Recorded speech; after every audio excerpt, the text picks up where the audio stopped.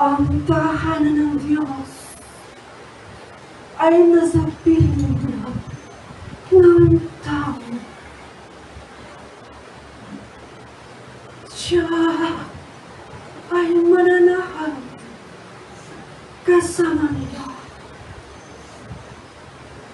Ang tunay na Diyos ang kasama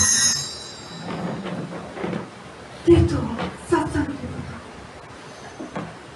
At sila ang magiging bayan niya.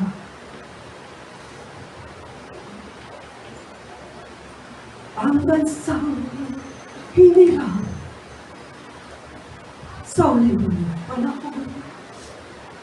Pilipinas, ang bagong Jerusalem. At ito ang makakamit ng mga magtatagumpay.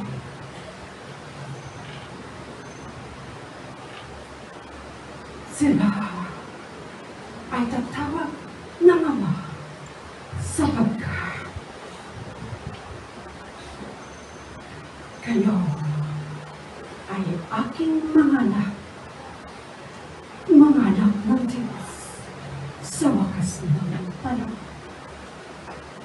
Kaya't mapalat ang bawat isa na naglilinis ng kanyang kasuotan sapagkat bibigyan ko siya ng karapatan na pumasok sa banal na lungsod upang kumain ng bunga ng punong kahoy ng buhay. Ito'y walang bayad, mga anak.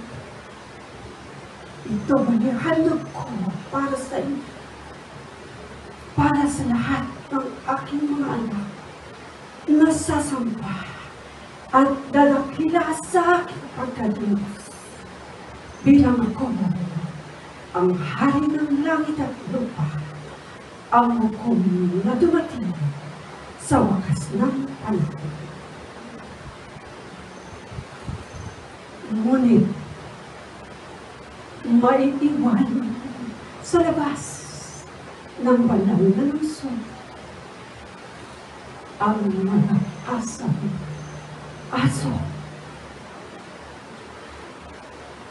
ang mga gumagawa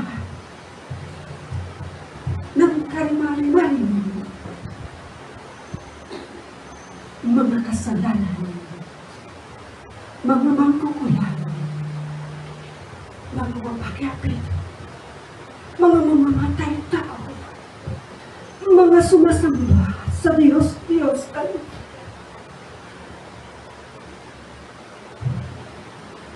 Ang mga mandaraya, mga bulaan, doon sa naglalagaw ng nawalan at kumukulong ng sobra ang kanilang halitunan. Kaya, mga anak, talikdan na ninyo ang lahat ng kasama. Ang lahat ng pagkukunwari, ng pagkaingit, mga paniniraw po, bagkus ang aking turo at alam sa pamamagitan ni Kristo Jesus. Panginoon, taglayin sa inyong araw-araw na pamumuhay, sapagkat kayo ay nakapasok na sa makinig makibat na pintuan.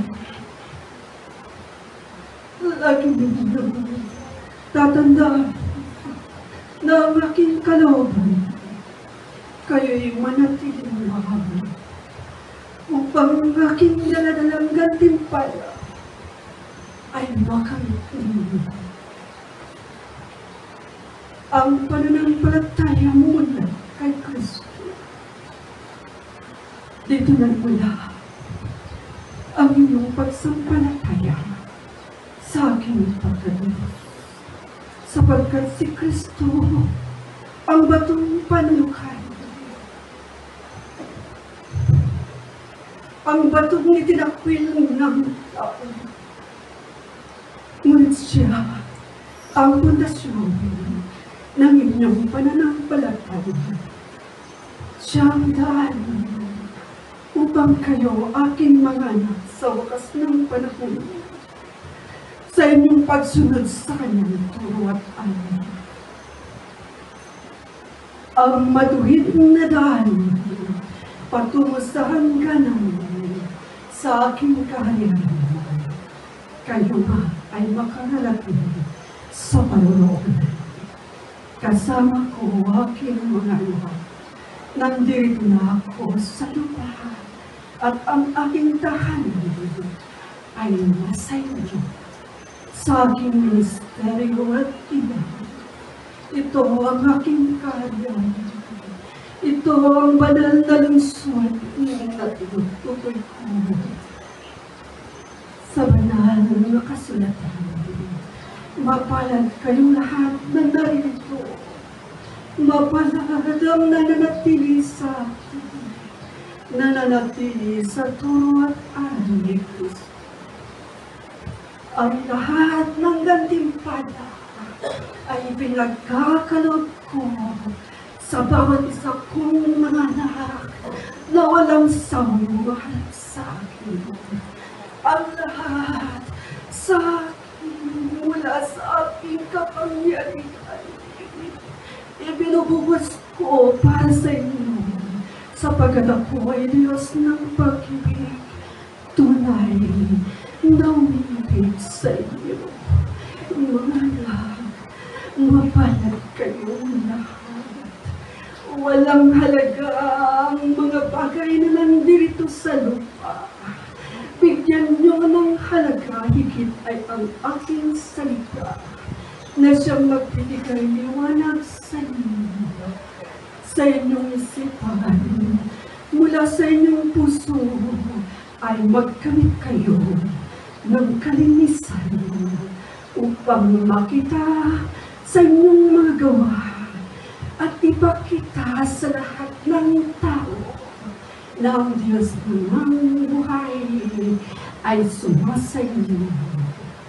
Ngayong panahon na aking itinakda ang katuparan at kaganapan ng aking ikatlong misteryo, Diyos Espiritu, sa katotohanan kayong lahat ay magtatagumpay kung kayo ay manatili sa aking turo at aral.